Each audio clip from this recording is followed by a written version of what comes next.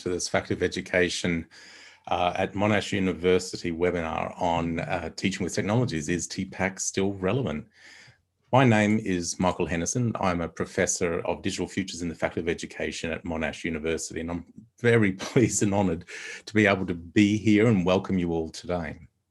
So thank you to everyone who's attending today. We've got quite a large registration, I think spanning across 25 different countries. So thank you for attending, and also thank you for those of you who might be watching this recording.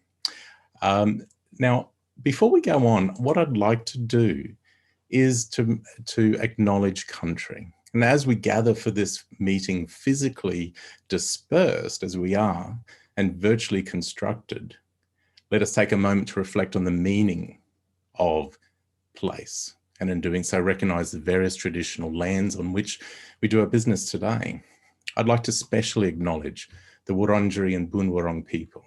These communities of the Kulin Nation are the ongoing custodians of the lands on which Monash University now stands.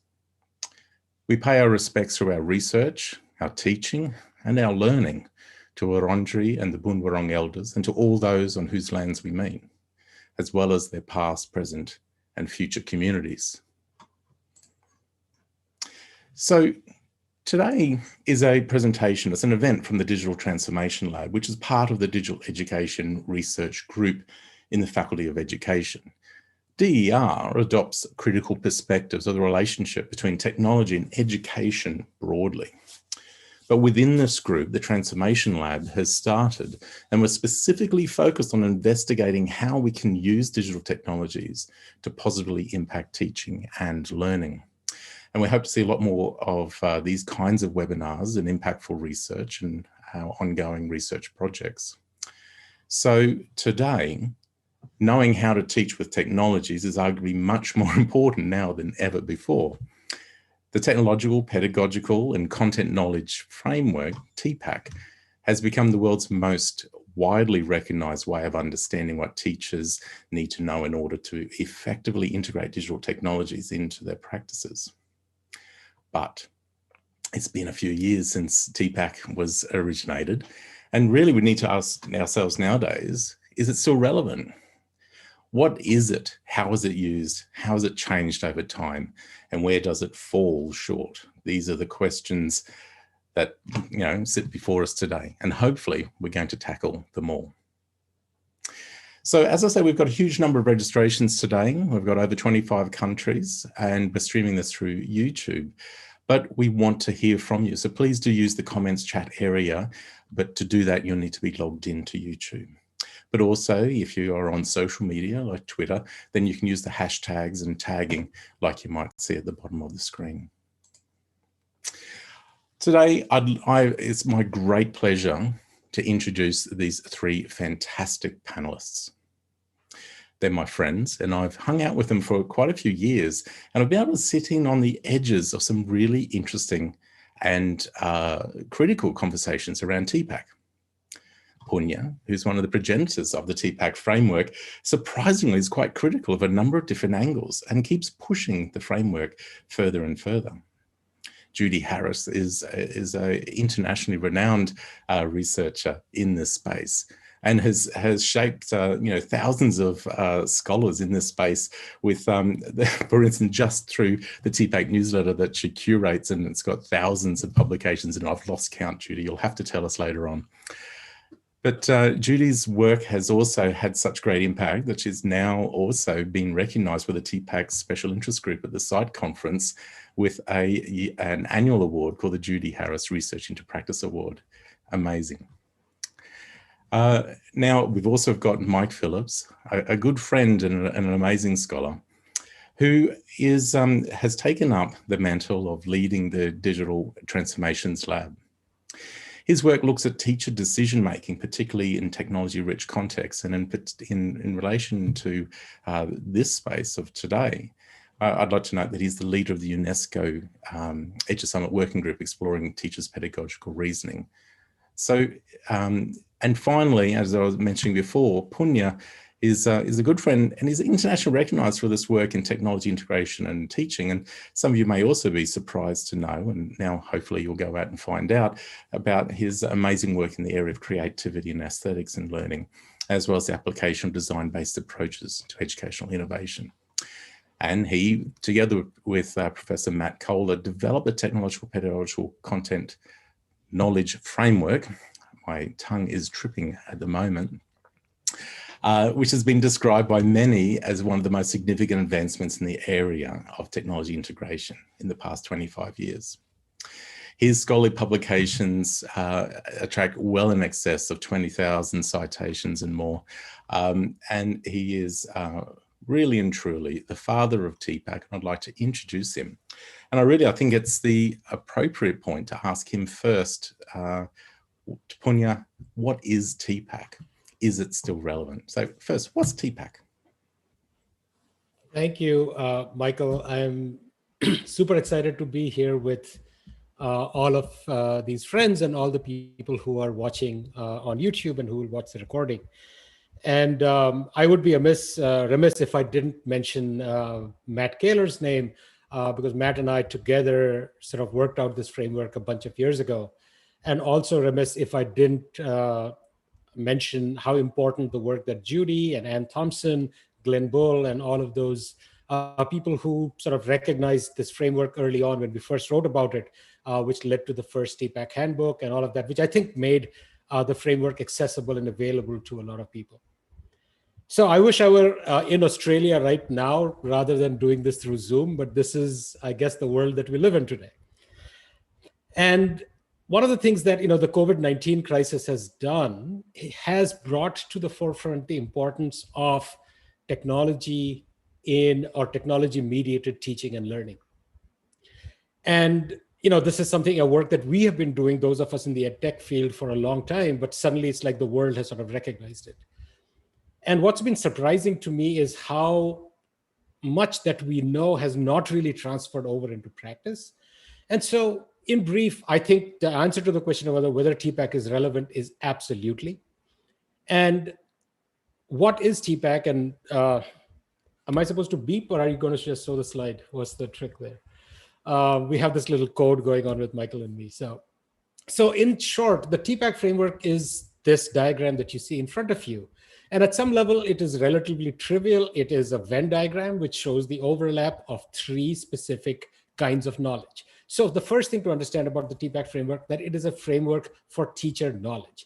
What kind of knowledge do teachers need to know to intelligently integrate technology in their teaching, right? And so at the heart of it, you have to have knowledge of the content, whether it is you're teaching high school mathematics or you're teaching music, you have to know that, right? Without that, you cannot do anything.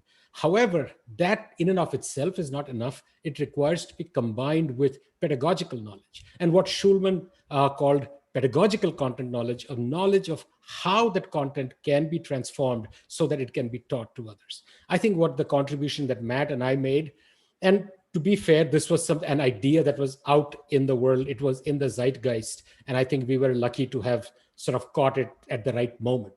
And what we suggested is that given the changes and advances in technology, that technological knowledge was an important component as well of the kinds of knowledge teachers need to have. However, that technological knowledge could not be isolated and separated from pedagogical and content knowledge. So the key thing about the TPACK framework is that intersection where all of these 3 things meet. So technology, pedagogy, and content, what we want to learn or what we want to teach, how we do it, and the tools that allow us to represent and transmit or convey this knowledge and this information. You will see a broader dotted line around it, which is that this doesn't happen in the abstract. A classroom in Phoenix, Arizona is going to be very different from a classroom in Uganda, where one of our, I think, our visitors is, like people on the YouTube watching, is from. So understanding that context makes a huge difference in how technology would be integrated and implemented.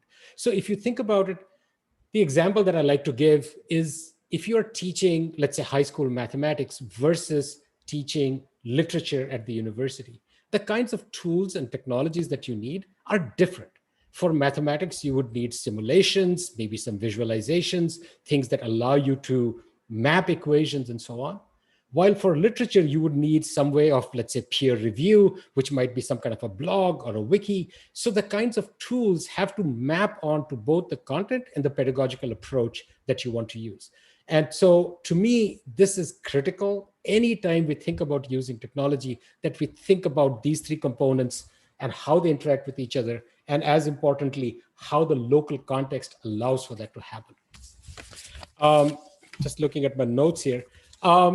If you think about the TPACK framework, a couple of things. One, any framework by its very nature is an abstraction of reality. So which means that it distorts or simplifies the reality in order for us to grasp it. So in some ways, this separation between technology, pedagogy, and content is an analytic move, right? So it helps researchers understand. So there's a lot of research around the TPACK framework, which Judi will speak about. But it also, from the point of view of a practitioner, allows you to think about, if I'm using this technology, is this the right technology for the content and the pedagogical approach that I'm using? And so to me, TPACK, the core idea of TPACK still stays really powerful, really important. And I'll talk later about where I see its limitations and where my work has sort of moved on. But at the heart of it is this framework. It will always be that, because I think good teachers have sort of instinctually understood it. And I think what the TPACK framework did was provide a frame for people to think intelligently and smartly about. Thanks, Punya.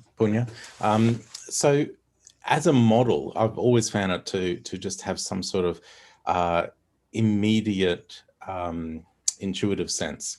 It struck a chord, and I think it struck a chord across nations, but people in practice as well as those of us who are working in research and theory. So what I think I might do is ask Judi because I know, Judi, you've been researching around how TPACK has been used, and I think it'd be really interesting to find out how TPACK has been used in schools and by teachers, and perhaps over the last 15 years, if it's changed along the way. Yeah, thanks, Michael. As Punya said, TPACK is conceptualized as teachers' knowledge. And the great majority of the research that's been done really has looked at that, at TPACK as teachers' knowledge, and primarily from the perspectives of university-based researchers. But one of the things that we started to see as we tracked the TPACK literature, especially within the last decade, is that an increasing number of schools and school districts have adopted TPACK voluntarily, often having discovered it themselves, perhaps in graduate courses, for example, that teachers or administrators were taking. And my colleague Mark Hofer and I, both of us at William & Mary's School of Education in Virginia in the USA, we became curious about how those teachers and especially leaders in schools, how they found out about TPACK, and especially how they used it, how they understand it. Because as TPACK said, as Punya said, TPACK is a construct that is supposed to be about teacher knowledge. But interestingly, the research that we've done shows that those teachers and educational leaders in schools and school divisions do conceptualize it that way, but definitely don't limit their definitions of TPACK to that. So how is TPACK used in schools? Frankly, quite differently than how many university-based researchers use it in their research. So Michael, if you wouldn't mind going to the next item. In a study that Mark and I did, which is linked for you in the links that are provided for this seminar in case you're curious to read more, Mark and I worked with a number of educational leaders in both the US and in Canada from very different kinds of schools and school districts. And we found that when the people in those schools and school districts used TPACK and described it, they either appropriated it or, next please, Michael, they reconceptualized it. So in terms of appropriating it in these particular schools and school districts, often it was used as a connector, as a way to connect disparate professional development or professional learning initiatives, as a way to help the teachers to understand the continuity of the many different professional learning and professional development opportunities that teachers were either offered or required to participate in. We also found that TPACK in schools was used as a customizer, if you will, a way to personalize professional learning for teachers, a way to conceptualize it and personalize it for teachers based on their professional learning needs. And also, interestingly enough, quite a number of the districts used it as a balancer, as a way to make sure, in their words, that the professional learning around educational technologies was not used mostly to push the technologies themselves, but to make sure that the professional learning that teachers and administrators engaged in was learning that included aspects, affordances, and constraints of technologies, but also absolutely concentrated upon the curriculum content that these technologies were used to help students to learn, the nature of the learning that the students were doing, etc. So TPACK as a construct was appropriated, but even more interestingly to us, we found in quite a number of the schools and school districts that TPACK has been reconceptualized.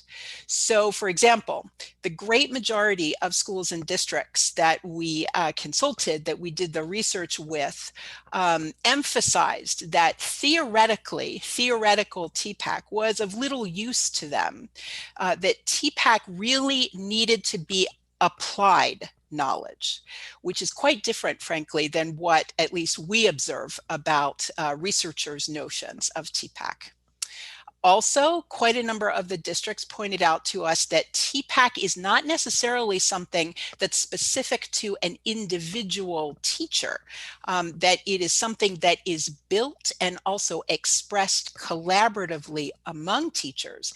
And therefore, we had a number of districts point out that TPACK is purposefully something that they don't necessarily seek to develop in each individual teacher or administrator, but rather they conceptualize it as distributed knowledge, so that of a team of teachers, for example, who are working together, one or more of the teachers might have more of the technological knowledge, one or more might have more of the curriculum-based knowledge, and one or more might have more of the pedagogical knowledge. And all together in those particular schools and districts, the leaders explained that this is how they enact TPACK, not just how they understand it. So in answer to Michael's second question, second part of a two-part question, next please, Michael. I've been doing some work, and I'm still in the midst, up to my ears in this work, of analyzing over approximately 15 to 20 years of TPACK publication. How the notions of TPACK itself changes over time and changes according to the researchers who are considering it. Now, I have to say, you're the first group to hear at least the preliminary results of this gargantuan literature review. And so this might shift and change as I continue, but I wanted to give you a bit of a window into at least what I'm discovering so far. I call this TPACK's descendants because in each of these ways, TPACK is changed as it is implemented in particular research studies. Some of them are single studies, and some of them are studies that actually have a number of researchers pursuing this new definition of TPACK. I should say that quite a number of studies still implement Matt and Punya's notion of TPACK, or the notion of TPACK TPCK that originated in Turkey with Chirula and Nick's notion of technological pedagogical content knowledge. So here's the overview. Michael, if you would. There are a number of reconceptualizations or descendants of TPACK that are specific to particular technologies. So one example here, by the way, references for all of these, if you're curious about learning more, are also provided in the notes for this particular session.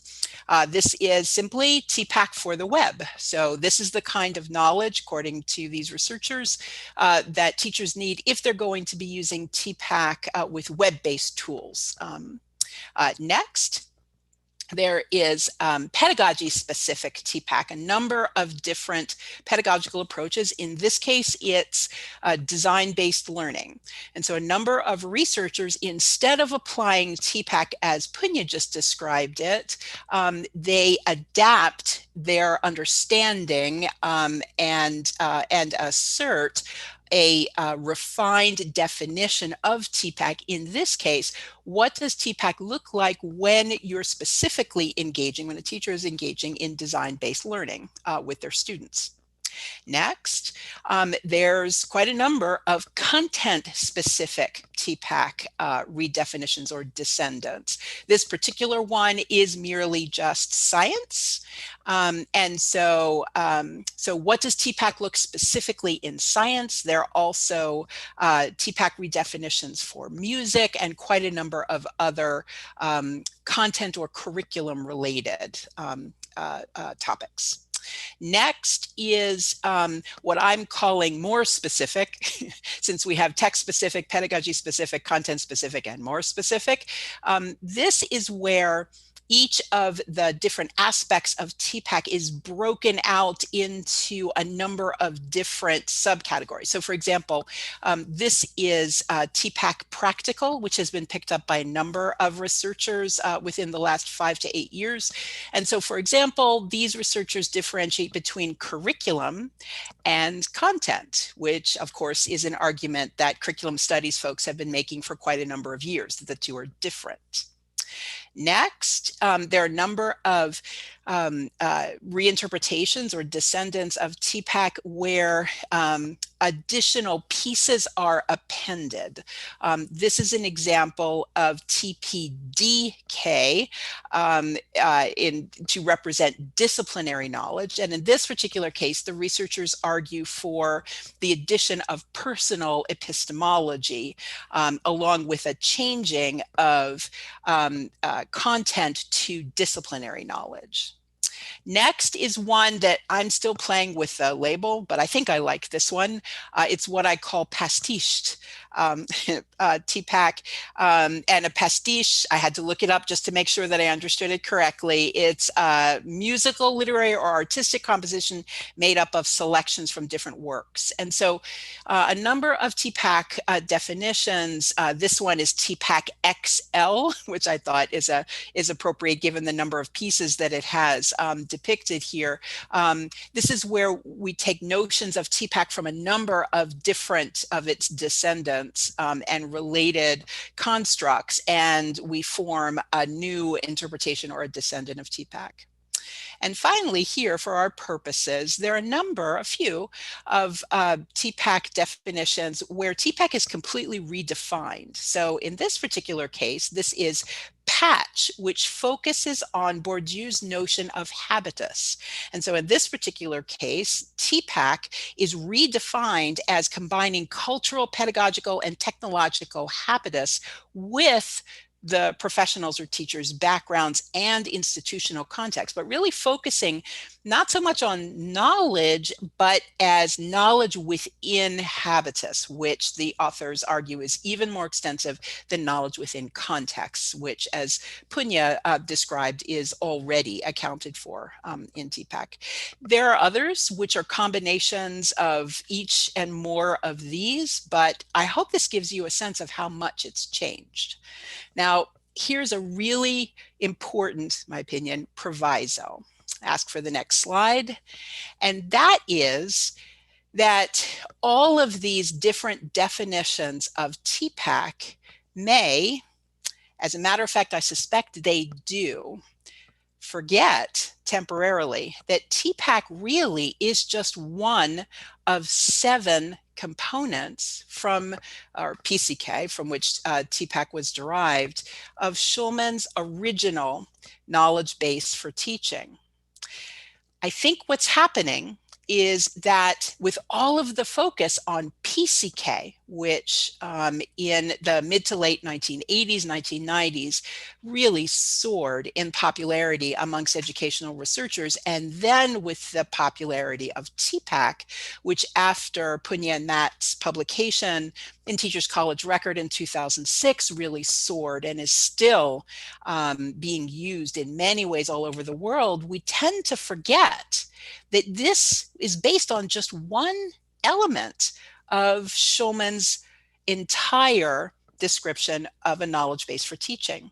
What we see in a lot of TPACK's descendants are elements of the other parts of the knowledge base for teaching.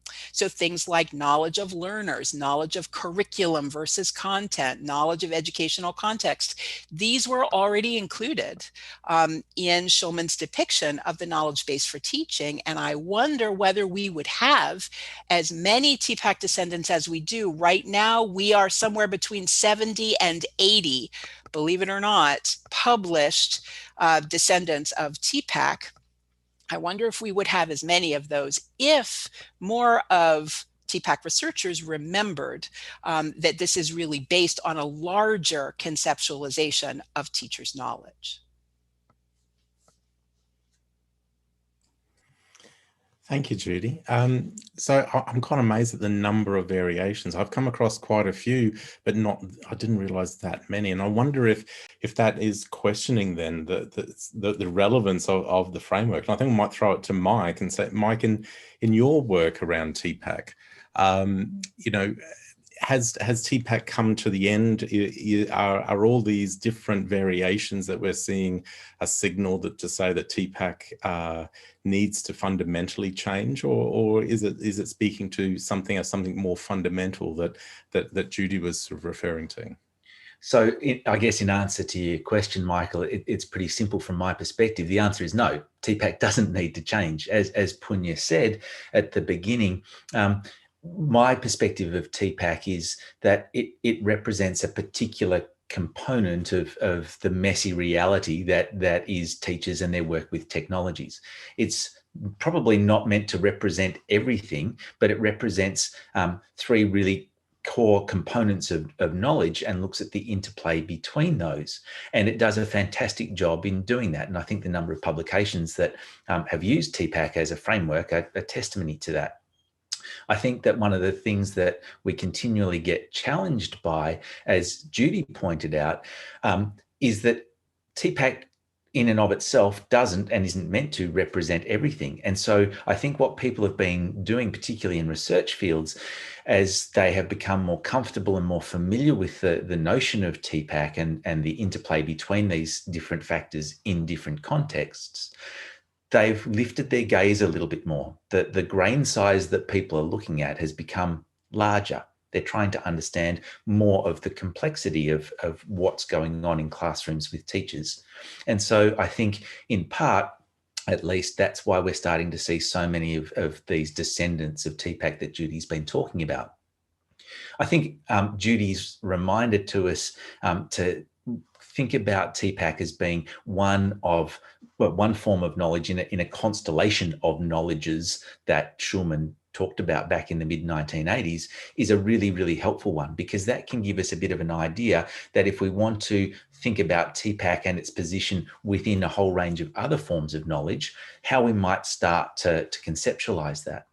But my most recent work is probably taking that one step further again. So from my experience, knowledge is a really important part of understanding how teachers decide to do what they do. But there are other things that come into play as well. So things like attitudes or beliefs.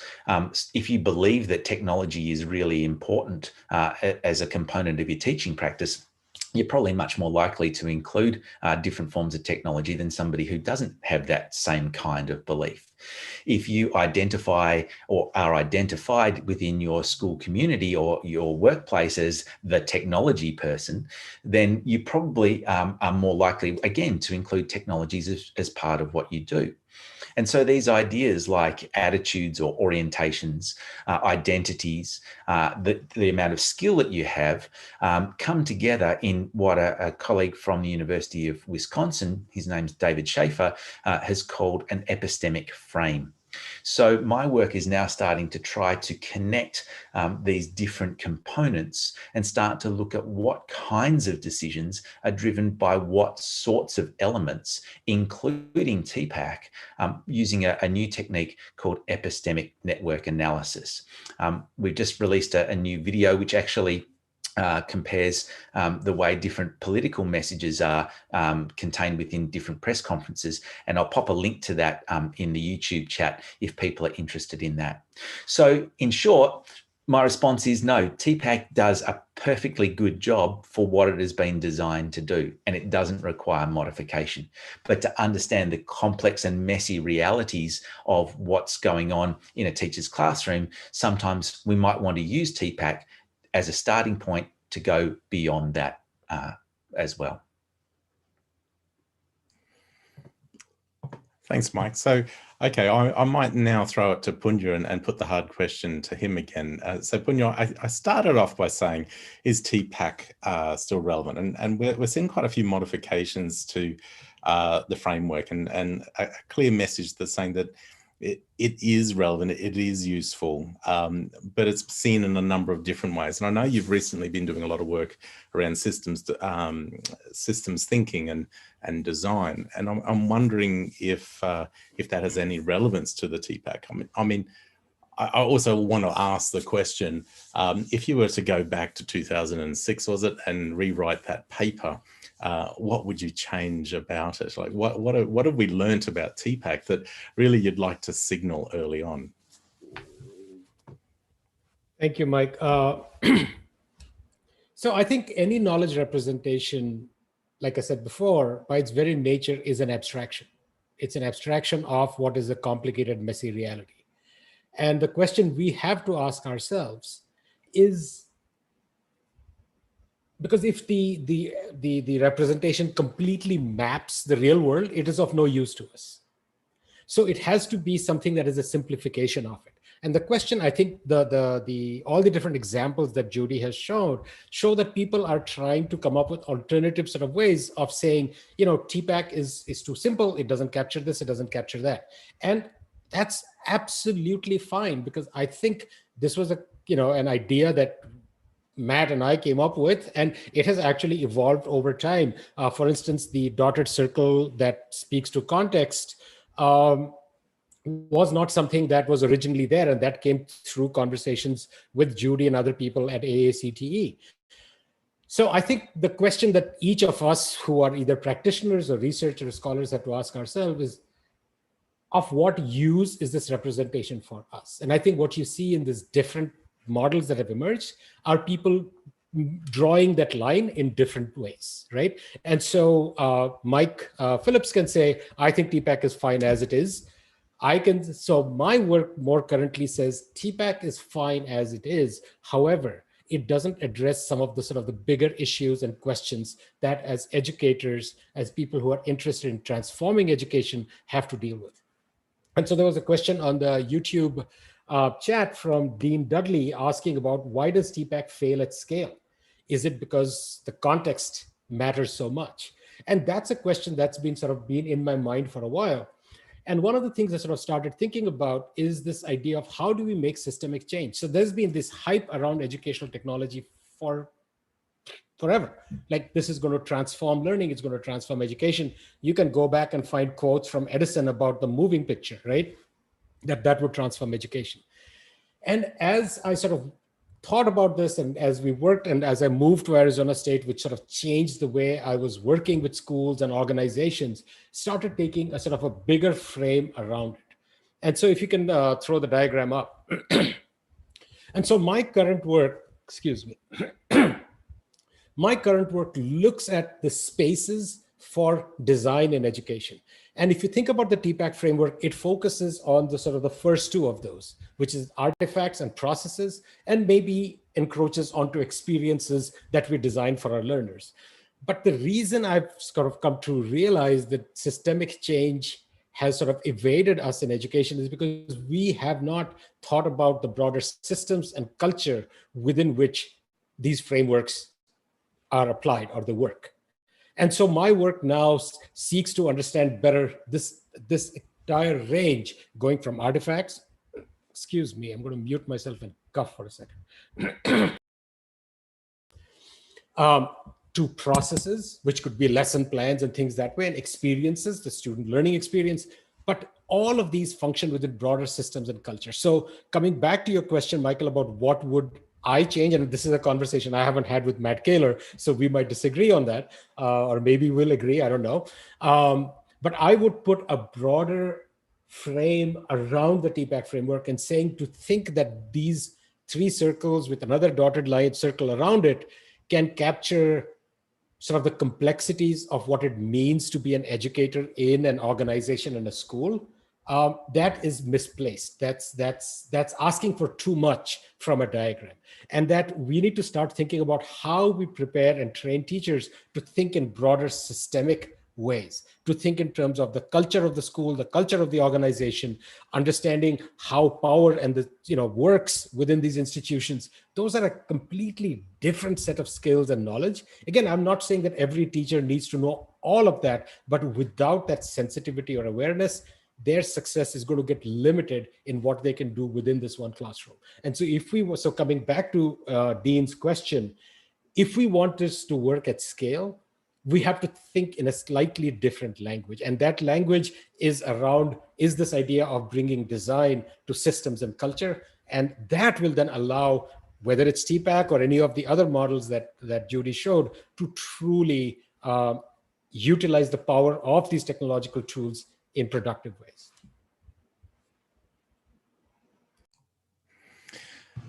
Okay, thanks, Punya. I think what we might do is now take some questions and start to interrogate some of these ideas. So I'll invite all the panel to turn their videos on, and Punya, you can have your microphone off and have a good catch a drink of water.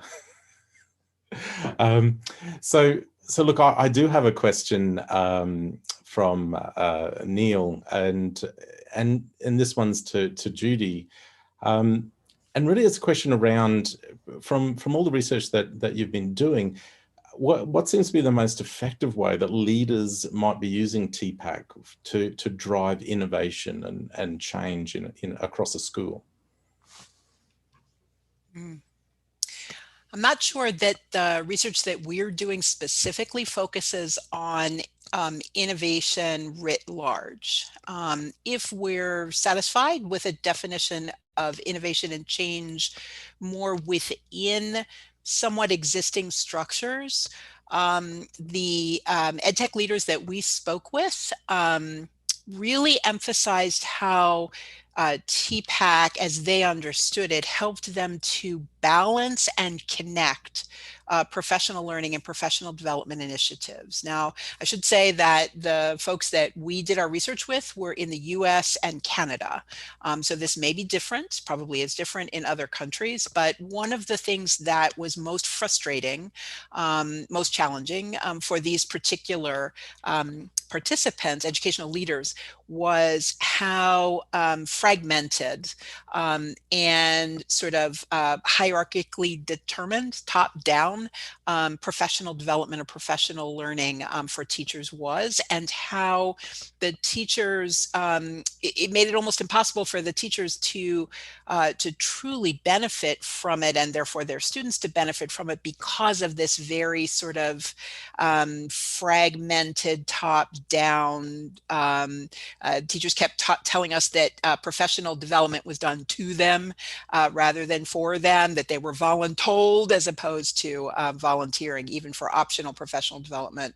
And so this notion of balancing, of avoiding technocentric professional learning programs and opportunities for teachers that focus too much on the technology, that help them to really think about it in a larger sense. Those were really the primary themes that we heard from them. And I should say that we did not hear that much that at least Mark and I would say is revolutionary in terms of true innovation and change, that these were folks who were working their hardest just to meet the expectations that were already placed upon them in their schools and districts. Fantastic. Punya. Mike, can I add a moment? And I think, Judi, that's exactly sort of the point, which I think led to this shift in my own thinking and work that I do today, is that realization that if the transformation has to happen, it has to happen at a systemic level. And it is putting too much of a burden on individual teachers or the tech coordinators or whoever they're working with to make that kind of innovation happen at scale. I think that's sort of something that sort of prompted this more current line of work. And I think it's interesting what this conversation has already sparked, was it looking across some of the questions. And there's sort of a degree of wondering how they can use the TPACK framework to go from what we've just been talking about, like a whole school and whole change kind of perspective, down to very, very refined points of focus. So for instance, there's a question from Lucas, again to you, Judi, but I think a lot of you could pick this up, about which, if any, of the descendants of TPACK might be appropriate to examine equity and access to technology in the classroom. And indeed, I suppose there's a meta question there: is that framework appropriate or even suited to that purpose? There's one that I'm aware of that has gotten quite a number of citations that basically combines TPACK with UDL, with Universal Design for Learning, by Benton Borghi.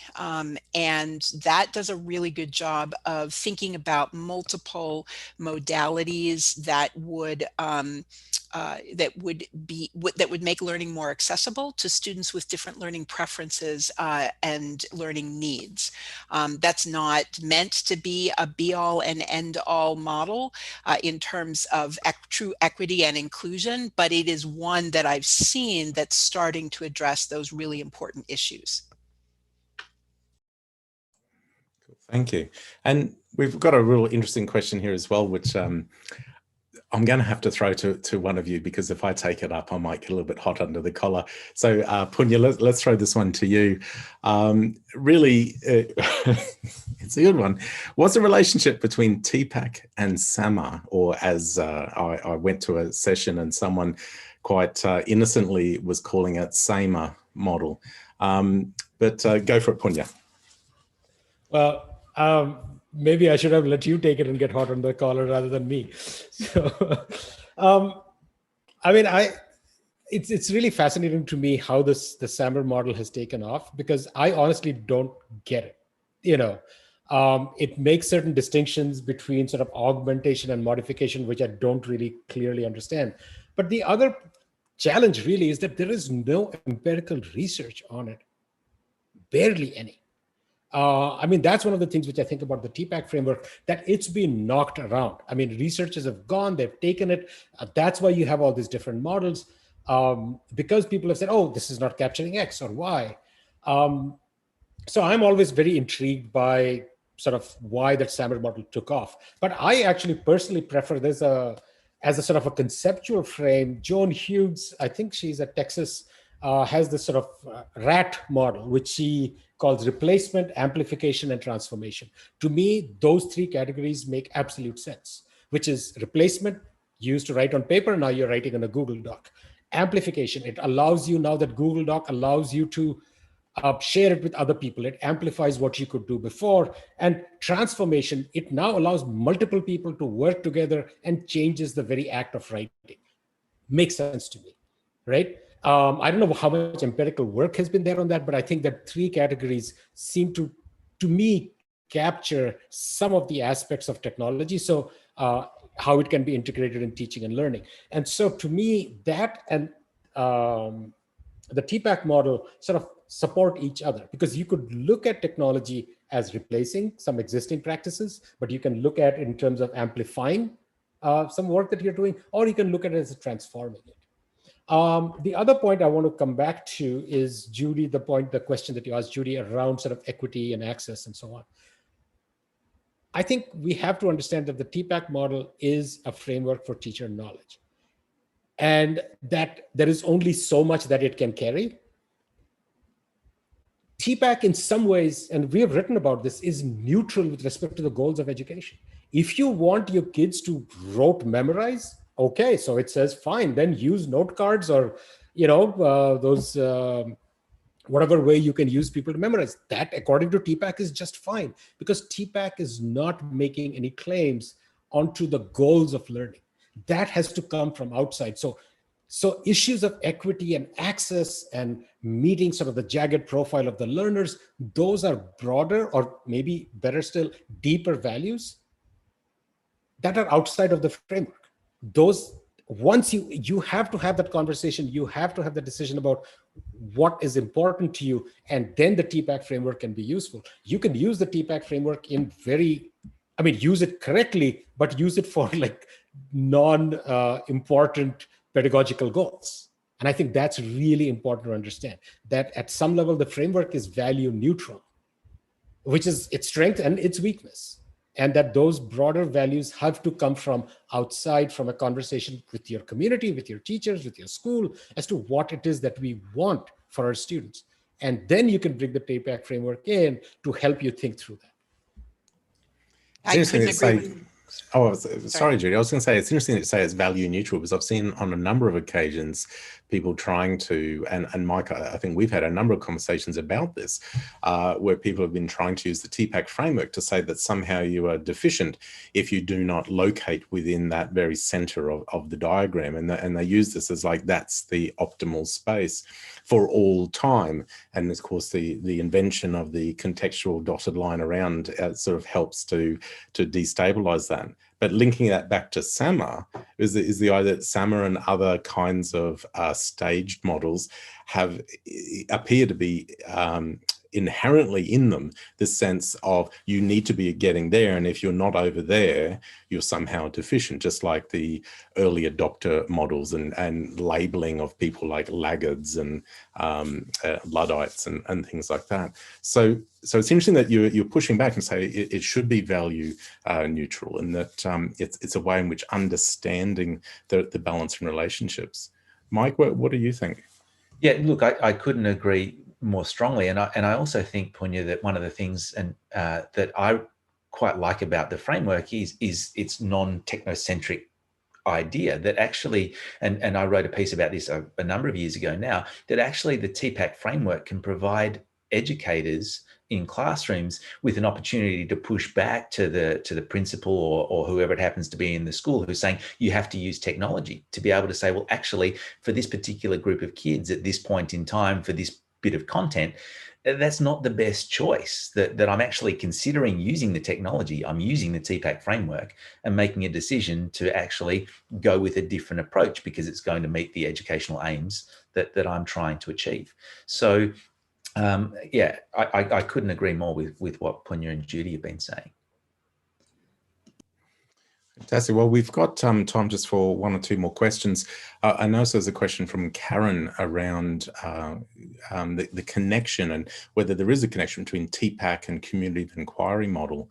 Maybe, Judi, since you've been researching across all these different approaches, have people been making these connections? Sure, yes.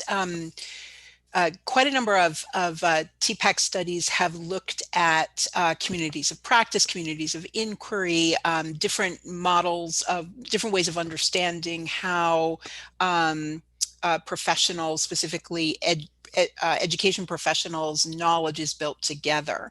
But I'd like to emphasize, again, some of what Punya and Michael just said about, I'll put my spin on it, not over-assigning to TPACK things that the framework is not built to sustain. And so using these models in combination can be very helpful in terms of research. And this is an example, Karen, I think, of that.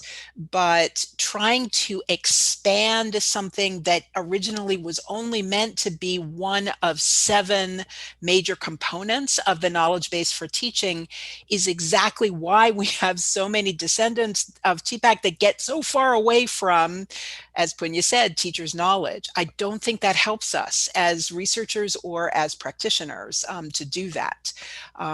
Although I appreciate people playing with the model, being creative with it, I do think that we could make a lot more progress in terms of doing research where the results would really be of direct use to practitioners if we did not basically keep trying to expand the model. Cool. And so time is just ticking on, but we've got one to squeeze in here. So here's one for you, Punya, because I know this is close to your heart. How might TPACK relate to design thinking processes? Now, in my thinking, they're quite a separate sort of ideas, but I know a number of times we've talked about TPACK and the enactment of TPACK and development of TPACK across practitioners and the process of design thinking as a way in which to imagine other ways of working. But what's your experience? So, so there are 2 sort of answers to this. So one is when Matt and I started, when the TPACK framework sort of emerged, was we were working with teachers and with higher ed faculty members, and we were using a learning by design approach. And that it's through the analysis of that work that we started recognizing this intersection of these different kinds of knowledge bases. So there is in our early work, you'll see this sort of learning by design as being one approach to developing TPACK. And now if you look at the literature, people have added, and Judi can speak to it better than I can, about many different ways in which TPACK can be developed. And the second component of sort of the design piece is that the TPACK stuff just sort of happened by happenstance. And, Matt and I were very happy to be cited and to ride that wave, and that was great. But my interest had always been in the space of design. And so I don't necessarily, one can have TPACK and not have to do design or design thinking or designerly approaches. That's perfectly fine. People do that. A lot of people do that. But those 2 have always been intertwined in my mind.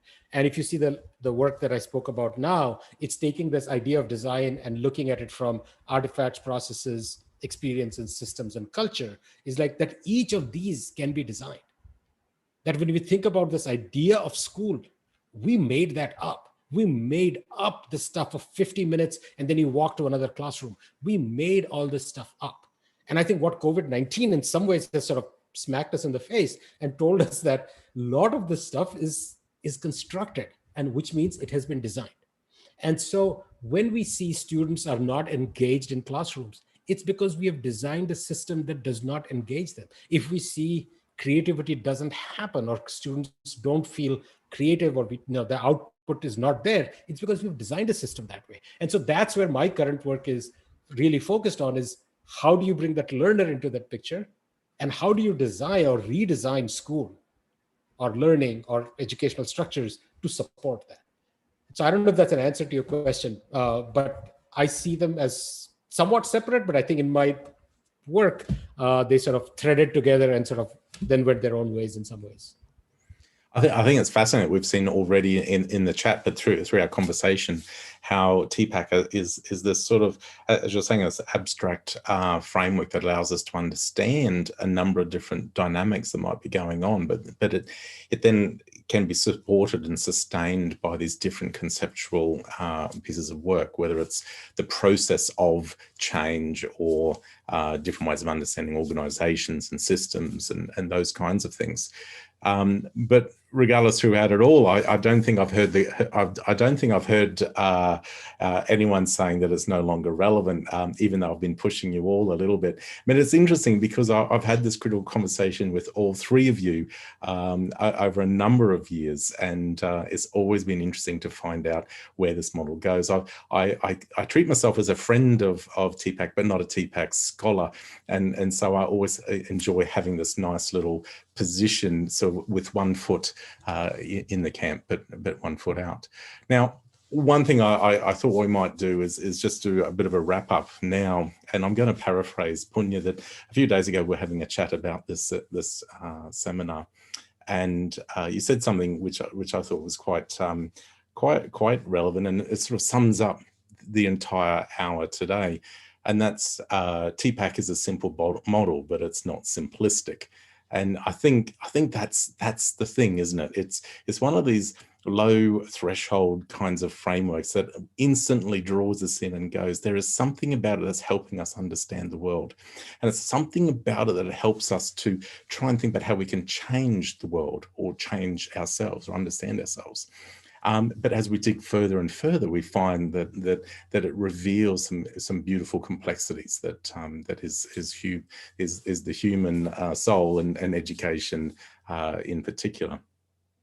So clearly TPACK is continuing to be relevant, and people are finding different ways and adapting, as Judi was showing, to make it even particularly relevant to their particular point of research or use. I think we should be careful not to take it as a static model and that it should never change. And I think the big caution from today is that we shouldn't try to load it with more than what it's intended to do. And that's not a deficiency of the framework. It's just a good caution of us using a theory for its purpose. So what I thought I might do now is just throw it over to Mike, who is leading the Transformations Lab. And this is, I think, a fantastic inaugural event that's kicked us off well. And I'm so pleased that we've all been able to come along today. So Mike. Thanks, Michael, and thank you for your role in coordinating all of us today, and particularly to Punya and Judi, who, as we've said, are great friends of ours, and we've been sharing these conversations over a number of years now. And thank you both for coming along, particularly in the late evening where Judi is, and the not so late but still later evening where Punya is. I hope that people who are watching this have enjoyed getting an insight into the kinds of conversations that we have on a regular occasion. I hope that it's been helpful in illuminating our thinking on this really influential framework. And we hope that you've enjoyed this first of the Digital Transformation Lab webinars. We're certainly going to be back next year with a range of other topics. So please keep your eyes peeled for our upcoming events. So thank you everyone for coming along today. We hope that you enjoyed the session.